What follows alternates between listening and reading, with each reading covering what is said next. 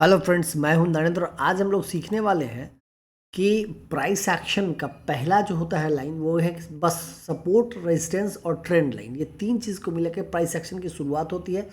आज वही हम लोग सीखने की कोशिश करेंगे और मैं आपको वो तरीका बताऊंगा जिसमें अगर आपको कैंडलस्टिक पैटर्न में रेजिस्टेंस और सपोर्ट खींचने में दिक्कत हो रही है तो मैं कैसे उसको खींचा जाए, बहुत आसानी से मैं इन चीज़ों को समझाऊंगा। आप लोगों को समय ज़्यादा जाया ना हो, इसलिए मैंने पहले कुछ चीज़ों को कर लिया है ताकि समय आप लोगों का ज़्यादा ना लगे, क्योंकि आप लोग दोस्तों ज़्यादा समय देना नहीं चाहते हैं। और दोस्तों, मेरा प्रयास अच्छा लगे चैनल को लाइक, सब्सक्राइब, शेयर जरूर करिएगा। इस वीडियो के अंत में मैं इतना बता दूंगा कि आप लोगों को रेजिस्टेंस सपोर्ट खींचना तो मैं सिखा दूंगा। देखिए, प्राइस अगर कोई भी मूवमेंट ऐसे होता है दोस्तों, ऐसे गया, ऐसे आया, ऐसे गया, ऐसे आया, ऐसे आया, ऐसे आएगा और ऐसे करके निकल सकता है। ठीक है, ऐसे निकल। अब एक बात तो इसमें तय बात हो गया कि भाई यहाँ जब जब आ रहा है तो ये सपोर्ट ले रहा है, यहाँ जब आया इसको हम अगर आगे खींच दे तो ये तो रेजिस्टेंस का एरिया बन रहा है।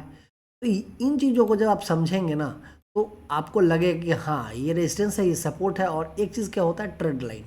ट्रेंड लाइन हम लोग कैसे खींचते हैं, जैसे कि हम अगर यहाँ से उठाएं, ध्यान से देखिएगा। ट्रेंड लाइन आपको ऐसे समझ में आएगा कि देखिए यहाँ से जो एरिया बना, ये ट्रेंड लाइन बना कि नहीं। बार बार बार लाइन है जहाँ से ये बार बार कोशिश कर रहा है वो ऊपर जाने की। तो इसी को हम लोग चार्ट पे समझने की कोशिश करेंगे और इसमें वो देखते हैं कि क्या होता है। देखिए, डेली टाइम फ्रेम है, किसी भी स्टॉक का है, मान है तो सोलाना का, क्रिप्टो का, बट उससे हम लोगों को क्या लेना देना, किसी का है उससे कोई मतलब नहीं है। हम लोग को सिर्फ रेजिस्टेंस सपोर्ट खींचना है। अगर ऐसे में आपको खींचने में दिक्कत हो रही है, इसमें आपको परेशानी हो रही है, आप नहीं, मैं तो खींच दूंगा, बट आपको मैं एक ट्रिक बताता हूँ जिससे आप बहुत आसानी से रेजिस्टेंस सपोर्ट आज से खींचना सीख जाएंगे। देखिए, यहाँ पे जाएंगे पैटर्न है, ये कैंडल्स पैटर्न है। हम लोग इसको ना, इस चार्ट को, कैंडल्स को क्लोज करके लाइन चार्ट में कन्वर्ट कर दें। लाइन चार्ट में हमेशा याद रखिए कि लाइन चार्ट का जो लाइन बनता है वो क्लोजिंग प्राइस पे बनता है। तो यहाँ पे आपको खींचना आसान हो जाएगा और इसके बाद आप बहुत ही आसानी से खींचेंगे। दूसरी बात, अगर कोई भी रेजिस्टेंस सपोर्ट आप खींचते हैं तो हमेशा एक बात दिमाग में हमेशा रखिएगा कि वो जो रेजिस्टेंस सपोर्ट है वो एक जोन होता है, कोई एरिया होता है, ना कि कोई एक पर्टिकुलर लाइन होता है। तो थोड़ा सा मोटा खींचने की कोशिश करिएगा। जैसे यहाँ पे आप देखेंगे तो दो लाइन है ना जो आपस में टकराए, जैसे बाजार यहाँ ऊपर तक गया और यहाँ से नीचे आया, फिर यहाँ पे बाजार आके एक रेजिस्टेंस लिया, फिर बाजार अभी नीचे आ रहा। उसी तरह से आप यहाँ देखेंगे, देखिए तो कि एरिया आपको समझ में आ रहा है कि नहीं आ रहा है। यहाँ से बाजार, यहाँ से जब ऊपर निकला, ये पहले क्या था, रेसिस्टेंस का एरिया था, फिर यहाँ से निकला, ये सपोर्ट बना, ऊपर गया, दोबारा सपोर्ट लिया, दोबारा 4 बार, 5 बार, 6 बार।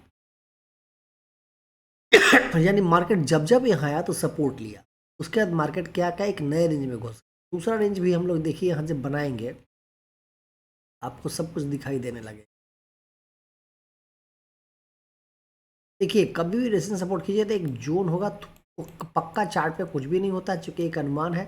और इस रेंज में घुसा, उसके बाद बाजार अभी यहाँ पर किया है या बन गया, ये जो रेजिस्टेंस एरिया था यहाँ पे जहाँ से बार बार टकरा रहा था, और नीचे हम लोग इसको कर, थोड़ा इसको और नीचे हम लोग कर ले तो ज़्यादा क्लियर आपको दिखेगा। इस लाइन को एरिया यहाँ पे टकराया, यहाँ पे क्या रेजिस्टेंस था, यहाँ पे क्या था, रेजिस्टेंस था, और ये क्या था, सपोर्ट था। यहाँ पे क्या बना, यहाँ से बाजार ऊपर गया, रेजिस्टेंस लिया, नीचे आया।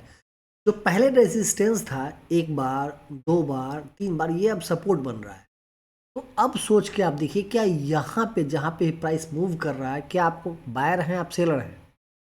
एज पर प्राइस एक्शन यहाँ पे आपको कुछ नहीं कर सकते, या तो बाजार इसके ऊपर निकले या तो बाजार इसके निकले नीचे आए, तो आपको ट्रेड करना है। तो ट्रेडिंग में प्रॉफिट नहीं होने का सबसे बड़ा रीजन ये होता है कि हम हर पॉइंट पे ट्रेड ढूंढते हैं और जिसके कारण से हम छोटे टाइम फ्रेम पे चले जाते हैं। जैसे अब इसको हम लोग क्या करते हैं कि कैंडल में कन्वर्ट कर देते हैं। अब देखिए कितना इजी आपको दिख रहा है, देखिए तो क्लियर है।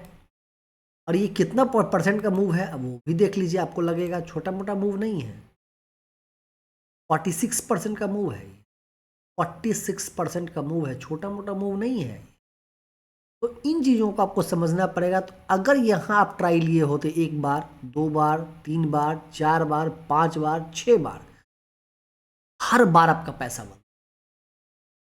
यहाँ पे अगर आप सेल किए होते हैं तो देखिए, एक बार, दो बार, तीन बार आपको प्रॉफिट होता है और एक बार चौथे बार में आपका एसएल कट। उसी प्रकार से यहाँ पर जब फिर आएगा तो यहाँ पे बाई करना।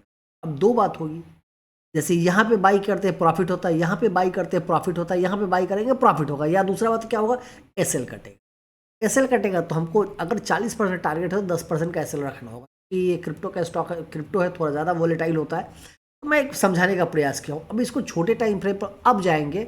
अब देखिए, कभी भी चार्ट जो खींचे वो डेली टाइम फ्रेम से नीचे खींचने की कोशिश मत करिए, और इस प्रकार से जब खींचेंगे तो आपको बहुत सारा नॉलेज क्लियर होने लगेगा और आधा सब कुछ आपका क्लियर हो जाएगा। अब एक चीज़ बचा, ट्रेंड लाइन। ठीक है, ट्रेंड लाइन यहाँ से खींचिए, देखिए तो कुछ दिख रहा है। बाजार क्या हुआ, यहाँ से गया तो अब जो नॉलेज वाले होते हैं यहाँ से खींच देते, तो उनको पता होता है कि भाई यहाँ की फिर सपोर्ट ले ले। तो ये जो ट्रेंड लाइन हम बताए ये नेक्स्ट लेवल का है। पहले आप लोग क्या करिए, रेसिस्टेंट और सपोर्ट खींचना सीखिए, इसमें बार बार प्रैक्टिस करिए, बहुत सारा प्रैक्टिस करिए।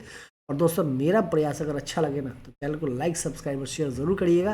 बहुत छोटा वीडियो था लेकिन लगता है कि इन्फॉर्मेटिव रहा होगा। तो मिलते हैं फिर नेक्स्ट वीडियो में, तब तक थैंक यू।